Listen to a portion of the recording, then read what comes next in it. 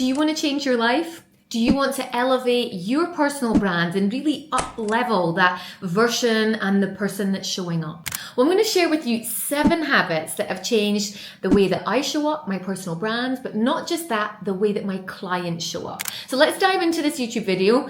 Let's start with something, and it's going to be more controversial because I know everyone says nail your morning routine. That's what it's all about. But you know what? I disagree.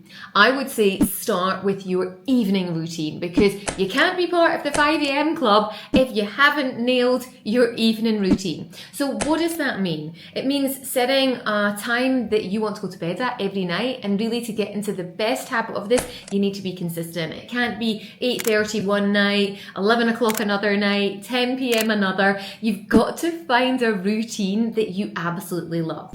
So as someone who doesn't have children, for me, my evening routine starts around 8:30. Now, my sister has 3 kids, and for her, she says, you know what, I want an hour before I go to bed after the kids have gone to bed. So you've got to do what works for you. But for me, it starts around 8:30, 8:45. I love skincare. So for me, skincare routine, going to bed, I really look forward to this. And it pretty much is the same every night. And it was actually during COVID that I found this routine to be so much easier to adopt. And thankfully it stayed for the past 5 years. It has meant that that person, that future version of myself that I used to write in my desire statements, that's part of the 5 a.m. club, actually came to fruition because I nailed my evening routine. So my suggestion for you is, if you're serious about showing up differently, you've got to fix your sleep. You've got to find a set time that you go to bed every night. That would be my first tip. Without quality sleep, without a routine, the 5 a.m. club, if that's something that you want to be part of, and just that routine of going to the gym or going for a walk or getting up earlier, it's game changing. The second one that my clients do, and I really get them into a great habit with this, is time block like a pro. So what do I mean by this? This means organize your week. Create your dream week. So I've done videos on this before about creating your dream week. But once you've created your dream week, you really want to set and protect the meetings, the things that you're doing during your day. Because here's the thing, if you don't control your time, then social media, other people will, and it then just becomes a case of catch up. And when you want to up level your personal brand, when you want to up level that version of who you are, you've got to be fiercely protective of your time. So for me, my dream week on a Monday, to be fair, my dream week actually starts on a Sunday, because that's where I prep my whole week. What does it look like? So that week ahead, if, for example, someone wants to have a meeting with me and it's not already in that week, then I will book it for the following week, because I've already made plans. I've already, in my free allocations, that maybe I'm not got a call or I'm not got a speaking event, I'm actually working on creating something. And whether that's content or whether that's a podcast, it's already booked in. So time block like a pro. Mondays for me are always calls with my team in the morning, and then it is content creation. And whether that's writing a blog, whether that's creating content like this, I love it. Mondays. And I've got the chance to catch up on everything, and then I go into meetings. So make sure that you create a time that works for you, and you know where and when you want to go into your deep work, do it on your time block. Like, honestly, it's so important, and stick to it. And only you can control that. So that's my advice on the second tip. Third one is daily learning. This might be easier for some than others, because I believe that daily learning equals daily growth. And really, the most successful people in the world, they never stop learning. So just being open to learning all the time is huge. If you commit to 30 minutes of learning a day, that's 182 hours a year. So imagine how much knowledge you can acquire in that time. So with time blocking, when are you going to create that time to learn? So for me, I combine it with walking to the gym, walking home from the gym. So usually I'll get in 40 minutes then.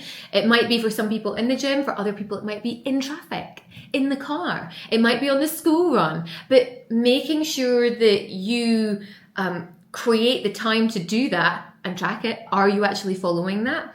And another tip that I've learned from this is actually to pick out what you want to listen to or watch before you do it. So I tend to find that quite often on the weekends, there's loads of things I find I want to watch. So I'll add them to my YouTube watch later. And then I know I can go into that. If it's things that are links that people have sent me on my notes app on my phone, I have loads of links that I can go, do you know what? I wanted to watch this because it was on personal branding. I wanted to watch this because it was on entrepreneurship or habits. So that would be one of my tips, to prep beforehand rather than just going straight into and watching something. Number 4, set, track and review your goals. So loads of people set goals. I think people are really good at this. What they're not good at is the follow-up. And they'll maybe do really well with it, but what they don't do is they don't track it. And what do I mean by tracking it? They don't have a measurable system in place to go, do you know what? I did that 5 times this week, which then has resulted in 6 calls or this opportunity or whatever it is. So set and review your goals for sure, but you gotta track them. It's hugely important, and find something that works for you, whether that's creating a trackable form on Notion. I use a really simple Google Doc where I can tick off if I've done it, and my goal is to get 80% plus. Each week, can I get to 80%? Because hey, life happens, and 100%, great. But if I can get to 80, then I'm super happy. And then following on from setting, tracking and reviewing your goals. So I think this has had the biggest impact over the last month, and that is reading your goals multiple times a day and attaching them to your why. So lots of us have our goals, we review them, we maybe don't track them, but then attaching them to why do you want this? And then Reagan Helier gave me this tip at Mind Valley just recently. She said, set an alarm at several points throughout the day in case you forget to read and get excited about your goals. And I found this so helpful. So if there's a time that, maybe you haven't got your calls, it's not disruptive, a couple of times a day, 3 times a day, reading through them, I think is hugely beneficial when you want to up level the quality of your life. So number 6 is movement daily. And you've got to find the type of movement that works for you. It took me till my 40s to work out that I loved weight training and the benefits of what that does as you get older. But you've got to find what you love and what brings you joy and makes you think, great, I want to do this. Whether that's just 10,000 steps a day or 15,000 steps a day or Pilates or yoga or whatever it is.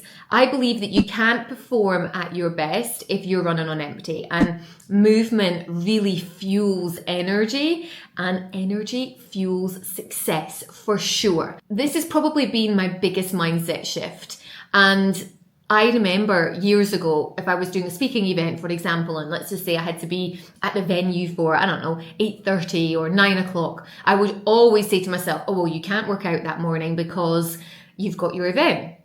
Whereas in actual fact, I just needed to go to the gym earlier, because the energy that it gives me to go to the gym before I go on stage fuels so much and allows me to give so much more to the audience. So it's been a huge mindset shift for me now. It's just every morning get up and do movement.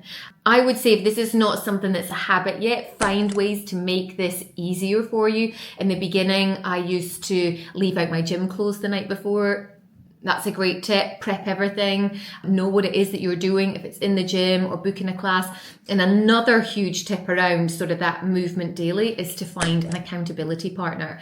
Again, that's one of the things that really got me into a great routine for maybe the first 18 months, was going to the gym with someone. And I knew that even if I wanted to cancel, I wouldn't, because my friend was waiting for me. So can you find an accountability partner that you can also exercise with at the same time? And then my last one is, if it's not a hell yes, it's a no. Now, this is probably the one that's taken me the longest to master, but it's a mindset shift that's really changed everything, because I've stopped saying yes to things that are not helping me towards my goals. And because I've got my goals on my phone and I read them throughout the day, it's really easy for me to say, is this a hell yeah or a no? Is this moving me towards my goal or away from my goal? And I think those aspects are really important to think about. It's not a hell yeah, It's a no. Did you enjoy this? These habits are not just theories, they really, really work. And the question is, which one are you going to start with? Tell me in the comments below. I would love to hear it. And until next time, bye for now.